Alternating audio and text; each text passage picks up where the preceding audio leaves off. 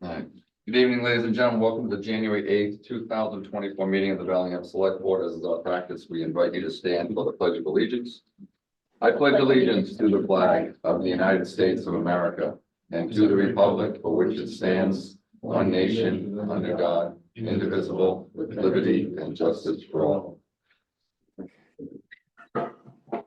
We have two items on our 7 o'clock agenda. The first is an announcement of a public hearing, which we will be deferring momentarily while we do a fire department pinning ceremony, but in requirements, I will read this public notice. In accordance with Chapter 138 of the Mass General Laws of the Bellingham Code of Bylaws, the Bellingham Select Board will hold a public hearing on Monday, January 8th, 2024 at 7 p.m. in the Municipal Center Arcade Meeting Room on the application of Bonds Restaurant Inc. for a change in license category from wines and malt beverages with cordial liquors to all alcohol premise located at 633 Pulaski Boulevard.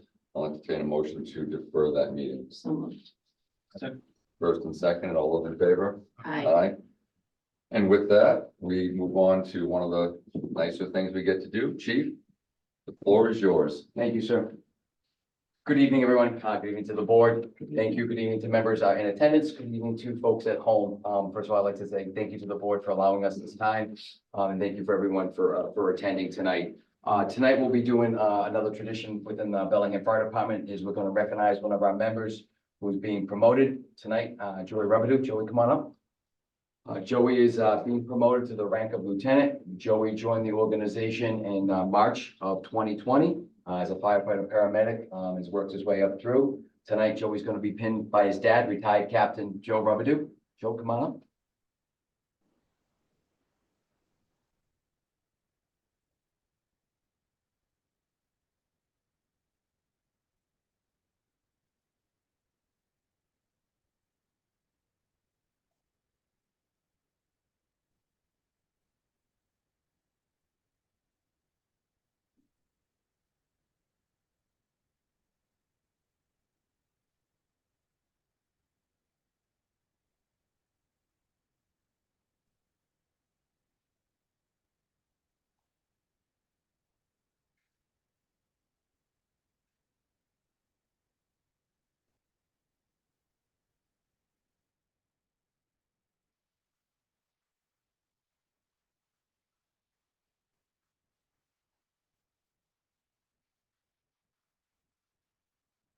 Like good Chief Sue, it's great to know that Joe's uniform still fits. You've been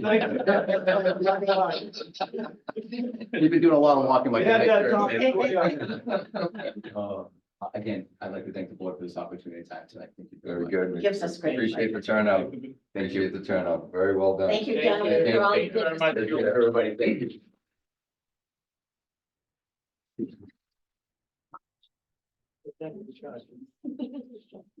I've known Joe since he was.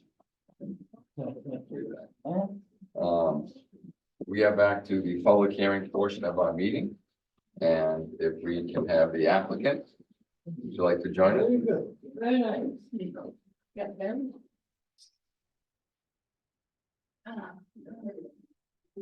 Welcome. We understand that you've applied to modify your license to become all alcoholic beverages. Yes, All right. Questions from the board? it's not going to change anything you're doing now. You just want to go from beer and wine to all alcohol beverages, right? Yes. Okay, so no changes in times or, No, it's like, even, I'm not even gonna have like a full bar, it's just like, I just want to have some, maybe signature drink one in a while, and we're still gonna sell beer and wine. Yes. okay, that's all, that's fine with me. Answer my question. I think your business is well regarded in town, and I think it's a nice addition, so congratulations on that. Thank you. We will need a motion. I make a motion. Close the poll. Oh, yes, yep. Any questions from the audience? Seeing that, hearing that. Make a motion to approve. Oh, we need to make a motion to close the public Oh, sorry. hearing. I'll make a motion, to close the public hearing. Second. There you go. And now Mike, if you'd like to. Make the motion. Oh, all those in favor, sorry, Aye. I'm off my game tonight. So we all are. Yeah, Go ahead. Okay. 4-0, yes. Make a motion to grant the change of license from malt beverages and wine to all alcohol wines and malts. Second. First and seconded. Further discussion, seeing none, hearing none, all those in favor? Aye. Opposed, none. Sorry that you had to come out for this, but it is the requirement, so congratulations. Hillary will take care of that paperwork for you. Thank you so much. You're welcome. Thank you for coming in, but I'll be in touch. Thank you. Have a good night. Next order of business is a vote on the December 18th meeting minutes. I'll make a motion to approve December 18th minutes as written. Second. First and seconded, any further discussion? Seeing none, hearing none, all those in favor? Aye. Opposed, none, 4-0. Next up, we have a vote on the third round of annual license renewals. Yeah, this is the third round and it should be the last one, really. There was only, I think you saw in my email, 2 that didn't renew. So that should be it. Mr. Chair, I'd like to make a motion to renew to additional annual licenses as presented. Is that sufficient? That's fine, and I'll attach them to the minutes too, if you can just say this. so that Second. you- Is presented? First and seconded. Any further discussion? Seeing none, hearing none, all those in favor? Opposed, none, 4-0. Vote on seasonal population. So you saw that this is a mass general law requirement, right? Mhm. We have to take a vote. And you can, I mean, you can talk about it. So years and years ago, the Lake Hiawatha region and other parts were vacation spots, and we adjusted the population by 500 residents for the purpose of various state requirements. As that entire area is now for permanent residents or rentals, there really is no need to adjust our population, but as Hillary points out, we still need to take the vote. We still have the campground too. Yes, yeah. So you guys can, So we can either keep our population as is or arbitrarily increase it by 500. Do we get any benefit? no, it's mainly for like high populated vacation spots like the Cape. They're able to get additional package tour licenses because of their influx of tourists. So that'll have no impact. No No. effect on us. No, not unless we, well. Well, I believe the motion could be as simple as make a motion to not adjust our population seasonally. You know, whatever, I'll make a motion to leave the population as. you're the as- clerk, so, as- yeah. Yeah, leave the population as is. okay, It's a first. second. Second? Any discussion necessary? No. All those in favor? Aye. Opposed? None, 4-0. It's fine. Next we have some very good news, and Mike, I think I'm gonna Yeah. leave this to you, as I saw the email that you came across, and you'd like to talk about that? Or yeah. if you want me to. No, I have no problem doing that. I just, I have talked to Art and I just, well, Hillary, I'm gonna come to see you on Friday. The state executive, it's now the Executive Office of Veteran Services releases the yearly numbers of how each community has done when it comes to VA claims, compensation, and the average benefit. To do a little bit about it, if you get hurt while you're in the service, it is our country's job and our country's duty to take care of you if you are hurt. So you can file what is known as a claim as a veteran, or if you are the widow of a veteran, you can file a claim through the VA for compensation, pension, disability. So I got my numbers where I work, and I figured I would share the numbers, and I just wanted to recognize the work of Art and Anna. And it's not just that, it's also the work of Dennis Ferrain, and some of it is the predecessor, Bob. I think it's the office in general that it's doing it. Now that it's full-time, fully staffed, I can say that there were 236 veteran disability claims filed, with the back pay totaling $444,000, $389.07. That is back pay money. That is money that is owed to the veteran by the government that goes in the veteran's pocket. There were 4 pension claims filed totaling $5,808. That is if the pension is financially based. So if the veteran or the widow isn't making a significant wage, that's money that the VA can kick in. There are some requirements to qualify for it, but there were 4 of those filed. There were 31 dependent claims filed totaling $53,237.11. That dependent claim filed is also known as DIC, Dependency and Indemnity Care. So if you are a service-connected veteran and you die as a result of that service connection, the big thing is Agent Orange. The Agent Orange illness, if you're a veteran, you have Agent Orange, you pass away, you die as a result of the Agent Orange, your widow can get that money. There were 4 death claims filed. You can also get death benefits, totaling $3,455. So in total, Town of Bellingham filed 275 federal VA claims, totaling the back pay that went into our veterans and our widows' pockets is $506,889.18. That's money that goes to the veterans and the widows here in the town of Bellingham. And this is what shocked me, because the fact that the average claim payout is higher than mine, which is $1,843.23 is the average payout monthly to the widows and the veterans of Bellingham, and that is great thanks to the office that you guys staff. And I wanted to recognize good work. I think the town needs to know that we have a wonderful Veteran Services Department that rivals a city of 40,000. You guys are awesome, and I wanted to highlight that. It's a team effort, and you guys are doing great work. Keep it up.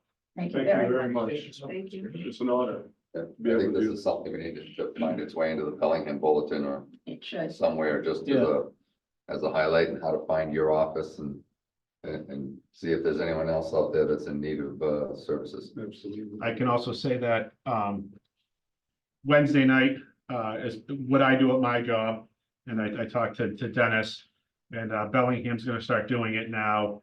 Is a pizza hour at the Famous House of Pizza for veterans. Where I work, it's part of my budget. I do twice a month. It's lunchtime, but I have about 15 to 20 Vietnam veterans, and they all just pick on me because I'm the youngest one. So it's fun. But I think the town of Bellingham, to get our numbers up for the VFW is honestly what I think we need to do to attract the younger population. So James Beagley and Kevin Sullivan are spearheading it with the support of Dennis. So I think And that's thank great. you, Maria and Angela. I don't know, that James Beagley set that up with them. I didn't know. They're wonderful. They are terrific people. That's awesome. Very good. So I don't know if you want to add anything to that, but you do deserve to be recognized, both of you. Well, thank you for Thank the you. recognition. It's an honor to be able to do this, and these are some very optimistic numbers, and I'm looking forward to keeping these numbers growing. Great, fantastic. Thank you. We're just gonna find a way to get it done, get it publicized more. It'd be a good article for Ken Hamway to do on them. There you go. Really, truly, to highlight our veteran services. We should have him do that. Super. Well, thank you very much. Thank you, guys. Appreciate it. Thank you. All right, the next agenda item was a discussion on the senior tax work-off, and Sahan, you brought this to us, that the state had voted to raise the limit from 1,500 to 2,000, and some research was done. I've got the information, but if you want to talk about it, or? So basically, it's, I think it was the cap was $1,500 in the past. Yes, And now just, I think the state has just passed it over a month ago. Actually, I'm sorry, I think it was roughly 2 months ago. So they raised it to $2,000. And I think it will be a huge benefit to our citizens. And if we can find a way to implement it, and also when I had a meeting with the seniors, they brought it up, it's they were kind of actually looking forward to hear from us. And so here we are. Yeah. And I know we got the rest of the details, Michael. yep, so just to put some math to the equation. So we had, the data had about 125 people participated, and a threshold was raised 2 years, about 2 years ago by the board, from 125,000 to 135,000. We currently have one of the highest allocations for this. At the time, Mary recommended that we, cap it at 100 hours at the then minimum wage rate of $14.25. So 64 people, made $1,425. And of the 124, we used up the 119,000. So if we had, doing some quick math, 6,400 hours times an adjustment for the minimum wage rate. So currently what I was doing on my phone was not checking email. I know, I'm Yeah. watching. So, in 2014, Massachusetts minimum wage was $8 an hour. It is in 2024 going up to $15 an hour. If we were to make an adjustment to $15 an hour, or even vote to maintain the minimum wage as it goes up instead of having to re-vote it. Yeah. That would bring us up to about 125,000. The problem with raising it to $2,000 is that if we take all of the people that participated, we would quickly have people competing for the max. We can't go above 135 unless we as a board vote to adjust that. And of course, we're not in budget season yet, so I would advocate that once the budget is done, we then look to see if we can adjust the number. And then we can revisit it. Yes, but for now, because of the people that are in it. Yeah. We have capacity to increase it to the 2024 minimum wage amount. And these people that were working the 100-hour cap would go to $1,500 from $14.25. It's a modest increase, but it is indicative of minimum wage rates, which most of these jobs are. And we would leave very little money left over on the $135,000 while still maintaining it. But again, we can revisit the numbers. Dennis had shared some information with us at one point that I think it was Franklin was at 100,000. Blackstone, Millville, that area was less than 50,000. So we were one of the first towns in the state to adopt the tax work-off program. And we are currently in the state of Massachusetts, one of the highest caps. Would you add anything to that, Dennis? No, that's absolutely correct. We were actually 19, I think it was 96, we introduced the program before there was legislation passed. So it's been a very popular program, and that's why we kept increasing the amount of funds. We do have the largest program as far as the budget goes, because it's real money.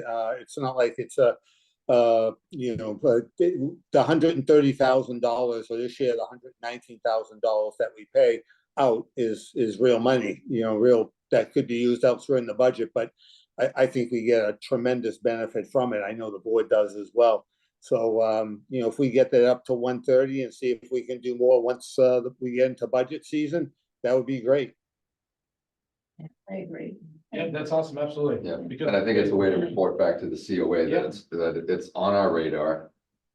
We are keeping with the minimum wage times. So I guess the question would be is whether we take a vote to raise it to $15 an hour or simply vote to increase it to the prevailing minimum wage rate so that we don't have to have this be part of future votes. I think we should do that. I think we should just vote to increase it to the prevailing minimum wage rate, because that makes more sense than Yeah. every time Yeah. it changes coming back to vote. Yeah. What is unusual about the program is it runs November 1st to October 31st, I believe, or December 1st. December 1st to November 30th. Yeah. So the tracking, once you get into the fall, is a little, how close are we to 135? So it's hard to run right up against it and go over. So I'll make a motion to vote to approve we're gonna put this, the vote to increase it the hourly to- rate to the prevailing minimum wage. Yeah, thank you. We're gonna do that. I seconded. First and second. Any further discussion? No. All those in favor? Aye. Aye. Hillary, if I could just ask that the minutes reflect that what our current caps are, so that if someone refers to it, that's in the minutes. And I will share this information when we have our next Yep. meeting. Yep. And I think it will be, I think Yeah, it will and be the good for information's them there. to be recognized because they asked for it. And then obviously we taken initiative to look into it. Yep. And obviously, so they're gonna approve, and then if the numbers are matches, what we are trying to do, and I think it will be awesome. Yeah, I do too. So we're gonna, so the vote is to, increase the hourly, rate to the prevailing minimum wage, but everything, For Massachusetts, $15. okay, but everything else about the program will remain the same. Correct. So I'm gonna put that in the Yep. vote. Yep. Just And because of And that. Because that'll of be the- reviewed after budgets, that's in conjunction with budgets. Because obviously, if we were to raise it to 150,000 or some other number, the same people would be taking advantage of that. We really want more people to get involved with it. That's the end of old business. Anyone else have any, Mike, Mike. Mr. Hennessy is seconded. Thank you. anything under, any more under old business before we get to new business? New business? I want to congratulate the DPW with this snowstorm that we had. The crews were great. I took a drive around town and many other people did, and it was very true that Bellingham was a lot better covered than a lot of our neighboring communities. So on top of having an awesome beer, Jesse, you guys did a great job. I think that goes for, I'd just like to add, I think that goes for everyone. I mean, I sent out a thing on Facebook because everybody always asks. So I said our DPW fire department and police department were all ready to go, and they were. And I think we are very fortunate here in Bellingham that we have people in place that we do. So thank the fire department, Chief Fitzpatrick and his crew at the police department. And Jesse, I had already spoken to you and said what a wonderful job you guys had done. So, you know, we're really very, very lucky here. So I thank you all for getting through this first snowstorm of 224. God knows if we're gonna get another one. And also the rainstorm we had too. Yeah, the rain ought to be awful, I think, because it's all this. Well, I know you guys were running. I think you even had a tree fall on a car, if I heard correctly. We did, yes. Yeah. Numerous trees and wires down for the December 18th storm, and it's looking like the storm that's coming in tomorrow night into Wednesday is potentially going to be a little worse than the 18th storm. Because everything's gonna be melted in 24 hours, maybe less. Good luck to everyone. Get the canoes out. Yeah, before I turn it over to the town administrator's report, just an item that was on the agenda. We've been talking about reviewing the enterprise funds. When Sahan and I sat down with Dennis, just an update, the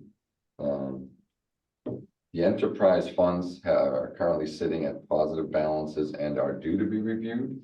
But the PFAS requirements as part of the water enterprise, we're told are 12 to 18 months out. Is that a fair number, Jesse? Yes, that is correct. So unless something changes the need to review those rates as planned for December, when Mary McKinnon was recommended that we Right. review the rates, does not appear to be imminent.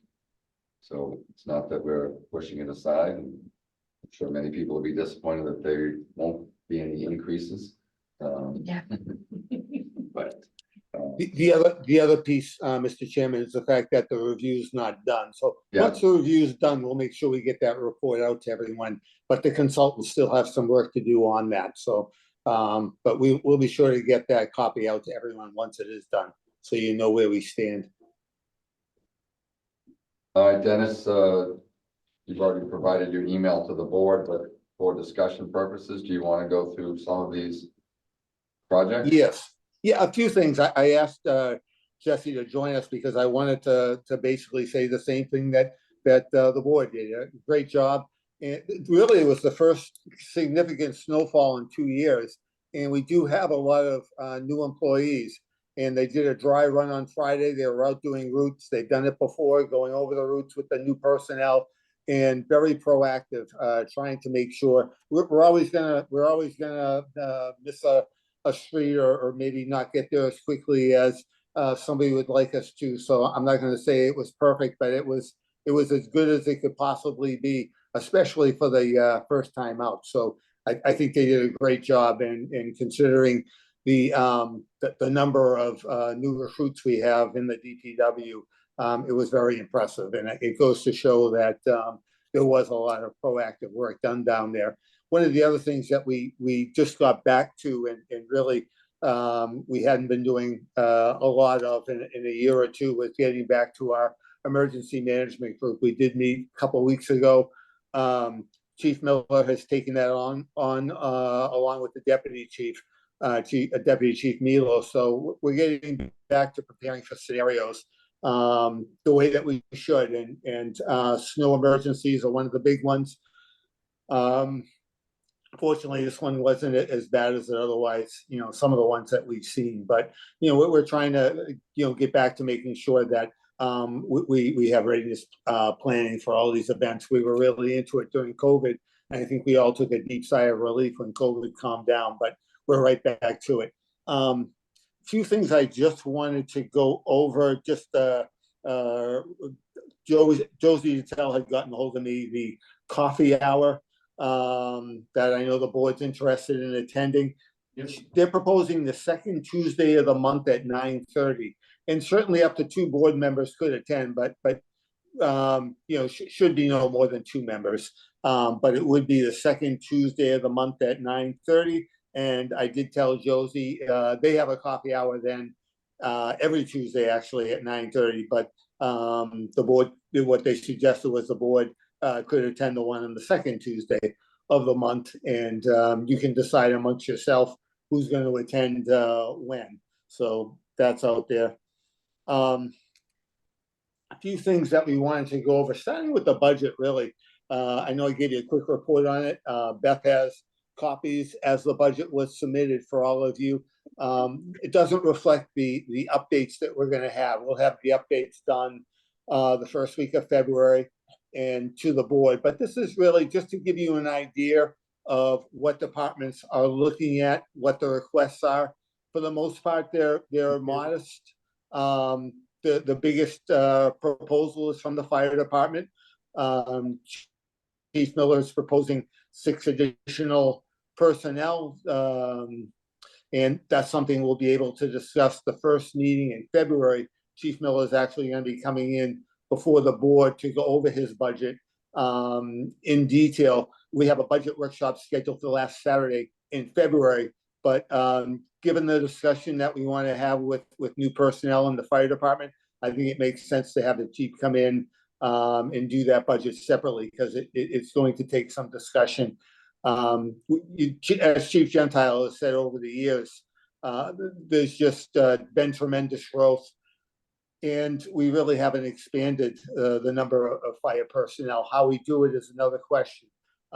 We have had additional revenues coming into the town through the warehouses and through the residential development, but that's what has allowed us to maintain the level of services that we have. We haven't had cutbacks. We've had modest growth in departments, and that's attributed to the fact that we have had this development. The other thing, I know there's always a lot of talk when tax bills go out about, boy, I got my tax bill and my values have gone up quite a bit. Well, as values go up, I know the board knows the rate comes down.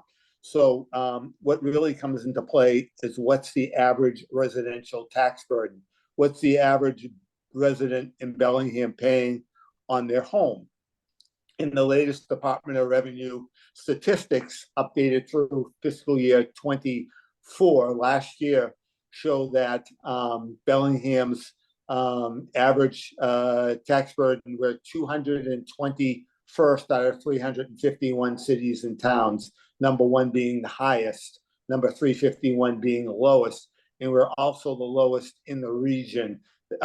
There's no one in the region that has as low a tax burden as we do, and that's because of the fact that we have had the growth that we've had. So I know I'm preaching to the choir with the board, but it's always a topic of discussion when tax bills come out third quarter. But that's the facts. And if people disagree with those statistics, they can go onto the Department of Revenue website and see for themselves what the numbers look like. So that was one thing that I wanted to touch on. I don't know if anyone had any questions on that. I know it's, Well, for the I would most just, part, it's, I would just add, and I brought this up in other years, that when we talk about being 221 out of 351, there's 130 towns that pay lower taxes, but the vast majority of those 130 are not full-service towns. They have volunteer fire departments, perhaps they have regional, or they're covered by the state police in Western Massachusetts. So I think that puts it in perspective that although we are, not, in the third quartile, if you measure us on full-service towns, we are amongst the lowest in the state tax-wise. Absolutely. Well, we know that we are the lowest in Norfolk County of the 31 towns in Norfolk County. And we're the lowest in the region. If you go and look at the DOR map, you'll see that you've got to go out several towns west of Uxbridge to find communities that are in the same bracket that we're in. So absolutely, the majority of the towns that are lower than us are in Western Massachusetts that have, less services. So that's absolutely correct. Getting into a few other items that we talked about, the middle school detention pond. We have met, as I said, last meeting with Mass DOT and the engineers, and they are working on that. They're doing some test borings out there to determine if the cause of the slow drainage has to do with the material that they use. So work's being done on that, and the superintendent's been up to speed on that as well. Prospect Street culvert, Franklin DPW has done a great job keeping us up to date on that. Jesse, I don't know if you got any updates today as to how they're doing, but I know they've been moving right along. Nothing new today, Dennis. Just the last update was Friday. They were progressing along. Obviously, the snow that we got over the weekend didn't help, but they were in high spirits that they'd move along as quickly as possible. So yeah, I think the goal is to get it done this week. So that should be the case. I know it's been an inconvenience for Bellingham motorists as well. It came to my attention, actually, Sahana brought it to my attention that the trucks exiting Mill Street on the Red Mill project were actually turning left into the town center. Their earth removal permit requires them to turn right. And I know Tim McCarty has been down to see them to ensure that those trucks are turning right. That was a major topic of concern during their permit hearing before the zoning board, who issues earth removal permits to make sure that those trucks turn right, because it just creates a major traffic jam in the town center when they try and turn left. So hopefully that matter has been resolved. And just wanted to touch, we haven't talked in a while. I know Ann's on the DPW Administrative Office Building Committee, but Jesse, you want to give a quick update as to where that project's at? absolutely. So Construction Dynamics is moving along with the project on site. They have up there barriers, there's temporary fencing on site. They do have their job site trailer on site. They were able to tap into the electricity. So they are moving along as hoped. Again, with the weekend storm, I'm sure this will put a bit of a delay on where they anticipated to be at prior to this, but they're hoping to break ground actually before the end of the month. So as far as putting in working towards installing the foundation, and if that is able to be secured, obviously next steps would be to continue on with the construction. Very early on, but we're looking at by the end of September next year, potentially for a completion date. So again, very early on, subject to change, but the project is moving along nicely. We've been in contact with National Grid in this area to coordinate next steps with the service line, with where it lies compared to the new building, and it's moving along. So we're very excited for it. Just for clarity, you said next year, you mean 2025 or September of 24? I'm sorry. Yeah, no, good catch on that. This year, September of 24. Yes, thank you for that. Yep. We should be there for next winter's operation, although we'll still continue to maintain the salt shed in the same location. I attended the open space committee on Wednesday, and I know Sahan's on that committee as well, and was there. And one of the items that came up, and certainly a decision wouldn't have to be made tonight, was on the accessibility playground at Stallbrook School. They've been working hard on that, and I know we've had some conversations on it. I think they've raised close to $100,000. The estimate is about 300,000, excuse me. And one of the things that we talked about was getting involved in that project and using ARPA funds or possibly free cash to help bridge that gap. So it's something I put in my notes to the board, something to think about. We don't have to make a decision now, but we do have ARPA funds remaining that needs to be committed by December of 2024. Don't have to be spent by then, but have to be committed. So the other thing is certainly we could look to utilize some of the free cash that we didn't expend in November as well. So I think it's a worthwhile project. The community's been behind it, and the volunteers have done a great job with it. And it's one of the things that the open space committee had some conversation on. So I don't know if you want to add anything to that. Yeah, it's, I think you pretty much explained everything, Inez. I think it's what we heard from the other members too. When the people, they have a conversation around town, they like to have more usable green space. Am I correct on that, Dennis? Yep, playground space, recreational Yeah. space, yep. Recreational, more green space, maybe additional parks, or at least just work towards that, and that will be our first step. And so just, we kind of brainstorming on that, but I think it was a great ideas. And then maybe some of the things it hasn't been looked at in maybe the last few years, hasn't been updated on that open space for the conservation detail. And so we kind of gonna go through, and then we're gonna update some of the stuff as quickly as possible. And of course, having Dennis around was a huge help, because every single question, like, Dennis got the answers as usual. So that was awesome. Thank you, son. We've got some shuffling going on down at the DPW. As you know, Chris Siriak moved over to the inspection position. I'm glad Jesse's here because he can speak to the additional moves that we want to make down there, which should be approved by the select board. As opposed to just making the transfers unilaterally. So Jesse, maybe you can describe what it is that you're looking to do. Absolutely. Thanks, Dennis.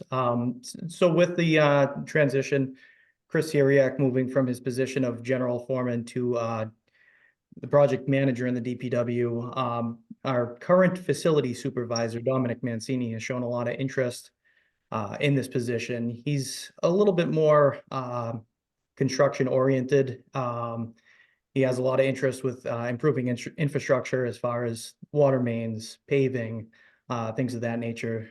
Currently, he's working in the water filtration plants, doing he's doing an excellent job with that. But as far as the type of work, especially right now, filling in for that open position, he's shown a lot of interest, a lot of expertise in that. Did a fantastic job with running the crews during this last snow event. He was a very big part of that. But it's just something that he's very interested in. Obviously, with that opening, we encourage somebody internal to go forward. However, that would open up a position in the facilities as a downside. But obviously, having a manager that's interested in the role, but also having that background, that redundancy in that existing position of facility supervisor, just helps with the redundancy and things of that nature. So very similar as far as responsibilities. Again, the on-call, the supervision, the oversight of the staff, things of that nature. And, general team player, very similar in a lot of the responsibilities. But again, going back to the actual key functions of the position, he would be a bit more in the construction field as opposed to the facilities on the treatment side of things. So again, having that redundancy is very key, but on the same token, he's shown a bit of interest making that change just to help improve upon our infrastructure and continuing on with this positive growth here in Bellingham. Jesse, I got a question. I'm sorry, I didn't make it. No, please. Are there anybody else interested in this position in-house other than Mr. Mancini? As far as the general four-person position, that is something that Mr. Mancini's shown interest towards it, but we haven't broadcast it, to the full extent as far as external postings, things of that nature. As far as other managers, no, he is the only one that has shown interest towards that position, as far as the managers. You said And you this have- is, I'm sorry, son, this is a member of the Professional Administrators Union, so theoretically, it would be open to other members within that union, but obviously they have to have the credentials. Okay, Anything else? No, so it would require, I mean, it's a lateral move. As long as the board's okay with it, I don't think there's anything else that needs to be done. It is a foreman moving from one foreman's position to another. It's gonna result in a opening that obviously will be, advertised and, anybody can bid on that. So, we just wanted to bring it to the board's attention and let you know what's happening down there. This is, Mr. Chair, if I may, this is something that I cannot support. I've had multiple, as you know, I get along good with, the worker bees. I've had multiple complaints about this individual that have been brought to my attention. I don't know if we can discuss it in an open meeting or not. But this is a move that I can't support. Are you looking for a vote tonight? Or do you want to just defer it till the next meeting?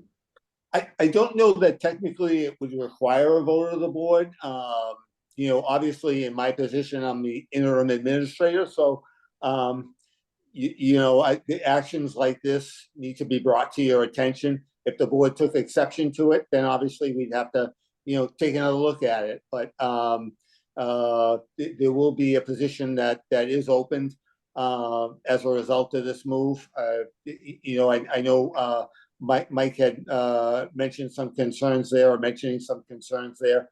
My understanding is that the management staff has been quite pleased with Mr. Mancini's work. Is that correct, Jesse?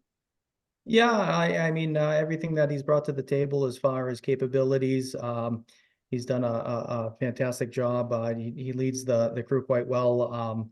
It is unfortunate to hear, but from what I have seen, what I've witnessed, he seems to do quite well with leading the crew. I think we should defer 2 weeks. Yeah. And I would be interested in getting more information from two things. And Beth, as far as an HR perspective on lateral moves, I'm not asking for a question there. And historically, the town administrator would be making that recommendation, but where we are in an quote unquote interim situation, it falls differently. So I think we just have to flush that out a little, as opposed to making a decision that we might have to backtrack on. Okay. All right. add on that, I met Mr. Mancini, it's in the past, I kind of agree with Jesse, and he seems like a sharp gentleman in his field. But after Mr. Hennessy brought that up, and I think, we need a little bit more info, and I think 2 more weeks will be enough to go through that. For some reason, I didn't have in my calendar, Hillary, we are meeting in 2 weeks out. Meeting, January 22nd. Yep. Okay. I think, Sounds good. I just want to say that had some great meetings with the different departments. Things are going quite well. I appreciate all the support from all the departments. I know I've been in touch with board members as well. So things are going quite smoothly. I believe from 1,500 miles away, things are looking great. And anything comes up, certainly, be in touch. right, Yeah, Jesse, I'm not trying to ruffle any feathers or step on your shoes. When people bring legitimate concerns to me, I have to address them and look into them. That's all.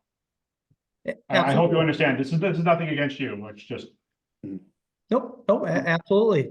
Thank you for bringing it up. candid, open discussions, we don't always have to agree. Yeah, no, I just want, there's no bad, anything. It's just, when somebody brings something like that to me, I have to look into it. Fair enough. And you still have an awesome beer. Keep it going. Don't shame. Thank you. Believe we've satisfied our agenda. If that's, unless someone has anything else that we need to cover. That being the case, entertain a motion to adjourn. So moved. 7:47.